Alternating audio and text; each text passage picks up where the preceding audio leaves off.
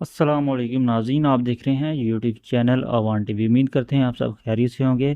Video के आगाज़ में आपसे गुजारिश है कि हमारे चैनल को सब्सक्राइब कर लें और वीडियो को लाइक करें, बेल आइकन को प्रेस करें ताकि हर नई आने वाली खबर बर वक्त आपको आप तक गुजरात पहुँच की जो सके। मौजूदा नाज़रीन, पॉलिटिक्स है उसके हवाले से आपको एक बड़ी खबर देने जा रहे हैं।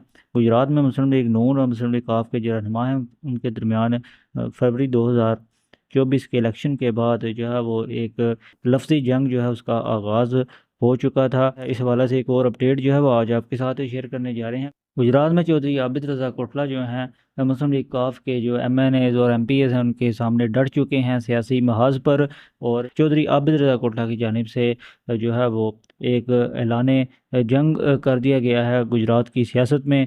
और सियासत के हवाला से चौधरी आबिद रज़ा कोटला का जो मौक़िफ़ है वो भी जो है वो आपके सामने रखेंगे। चौधरी आबिद रज़ा कोटला ने हालिया जो बारिशें हुई हैं गुजरात में और जो इस वक्त सूरत हाल है ख़ास तौर पर गुजरात शहर की, उस हवाले से चौधरी आबिद रज़ा कोटला ने जो है वो तनकीद का निशाना बनाया है मुस्लिम लीग काफ की गवर्नमेंट को। क्योंकि सूबे में जो है मुस्लिम लीग नून की गवर्नमेंट है, वफाक में भी मुस्लिम लीग नून की गवर्नमेंट है, लेकिन जो गुजरात की हद तक चौधरी आबिद रज़ा कोटला ये क्लेम करते हैं कि वो जो है वो अपोजिशन में है और उनका मुकाबला जो है मुस्लिम लीग काफ के साथ है। और चौधरी आबिद रज़ा कोटला ने हालिया जो इस वक्त कंडीशन है गुजरात की और ख़ास तौर पर गुजरात सिटी की, उस हवाले से उन्होंने एक बार फिर तनकीद का निशाना बनाया है जो है मुस्लिम लीग काफ की गवर्नमेंट को। चौधरी आबिद रज़ा कोटला का कहना है कि गुजरात में जो है मानसून की बारिशें तो हर साल होती हैं, लेकिन 2024 जैसी बद इंतज़ामी जो है तारीख़ में पहली बार जो है वो देखी गई है।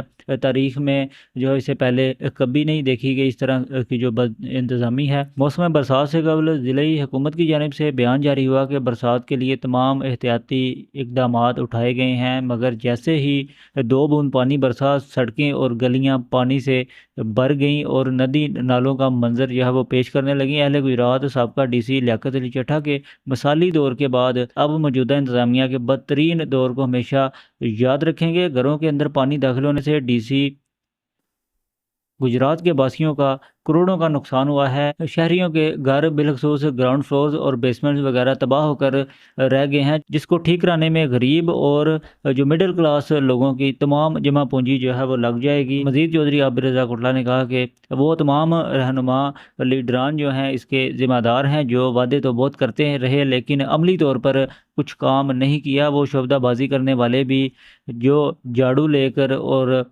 लॉन्ग कोट पहनकर जो कैमरे के सामने आ जाते हैं, जो इन कामों का फ़ंड खा जाते हैं, जिन्होंने नालों की बर वक्त सफाई नहीं यकीनी बनाई, वो सब इस शहर को डुबोने में शरीके जुर्म है। अहले गुजरात को अपने हक़ के लिए खड़ा होना होगा। फार्म 47 के जो जाली मेंबरान और उनके साथ सेल्फी बनाने वाले जो कारिंदे हैं वो उन्हें जो है इसकी जवाबदेही करनी होगी कि गुजरात के शहरियों की जान इस अजाब से कब छुटेगी। ये कहना है चौधरी आबिद रज़ा कोटला का। नाज़रीन, ख़ास तौर पर मुस्लिम लीग काफ को जो है उन्होंने तनकीद का निशाना बनाया है इस बयान में।